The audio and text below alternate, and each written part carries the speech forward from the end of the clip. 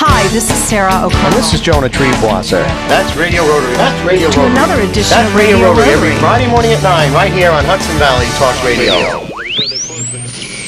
Let me remind our listeners they're in tune with Radio Rotary on Hudson Valley Talk Radio and around the world by podcast and on iTunes and at www.radiorotary.org. And today our special guest is our incoming District Governor, Tansuk Dorawala, who will be talking to us about Rotary's Clean Water Initiative. Since I was about 8 or 10 years old, I have been interested in making water available.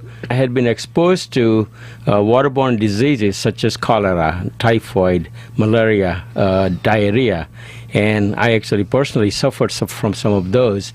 So having been through that, I learned the value of safe drinking water as well as personal hygiene.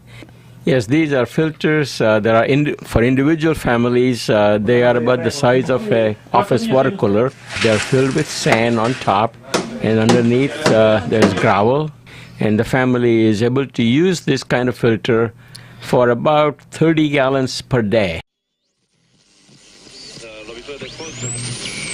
This is one with Bunny Webb discussing Rotary's major focus, the eradication of polio. Polio Plus is Rotary's promise to the children of the world that they will live in a polio-free world. I went over to this one infant. He opened his mouth, and as I began to put the drops in, he opened his eyes.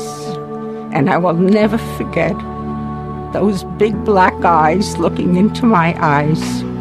And I had to stop. And I just looked up and I said, "Dear God, I thank you for Rotary." And in this interview, Ed Frank and Howard Golden, both Vietnam vets, described their experiences meeting former Viet Cong while implementing a project to build schools in Vietnam. Schools for End Poverty is a foundation that Howard and I co-founded in 2005, and we started as a result of a trip back to Vietnam. We were on the beach having lunch. Sitting next to us was a group of Vietnamese nationals having lunch, hearing Americans speaking, and asked would we join them for lunch.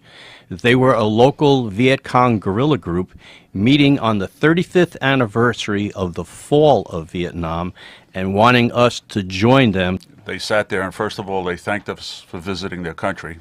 They also said thank you, so much better to stand here as older men toasting each other with a soda or a can of beer than behind the butt of a rifle. Talk about closure, that was it. Yeah.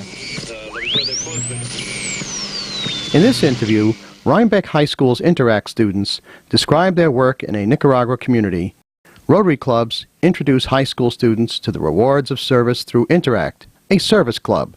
Sarah Turpin, Interact co-president for Rhinebeck, says, We built far more than classroom gardens and water systems in Nicaragua. We built friendships and understanding with truly wonderful people. We naively went into this impoverished, developing nation expecting to change their lives, only to have the people there that we met open our eyes and change our lives. Louis Turpin, Rhinebeck Rotary president, shared with us, these amazing young people have a true passion for world service. Their desire to place service above self is infectious and bodes well for the future of our world. My fellow Red Hook Rotarian Nikki Weaver and her therapy dogs, for example, visit local people suffering from illness in hospitals or at home. We have a therapy dog. Her name is Molly. Molly is a golden retriever. She's 11 years old, and she's been working as a therapy dog since she's been 6 months old. There was a patient in therapy, orthopedic therapy, that had a stroke. Molly turned to her left side and started nosing her left hand. And her left hand was not her working left at the hand time? was not working, but I did not know this at that time. So finally, the woman did. She picked up her left hand with her right, put it on Molly's head, and proceeded to pet her. And she also started to talk to Molly, which they said she hasn't talked since the stroke. That's incredible. We're very proud of Molly. One of the 5 deadliest hurricanes in history, Katrina, hit Louisiana hard in 2005, wiping out whole communities. Support came from all over the world, especially Rotary clubs.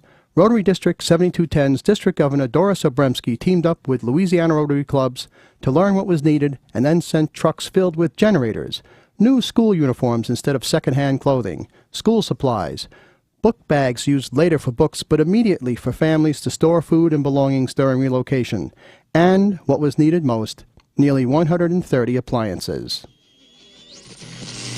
Another special favorite interview of mine shows support given by one of the many Rotary clubs worldwide after the disaster of 9/11. I created a little committee called the 9/11 Committee. You were able to collect $1.4 million.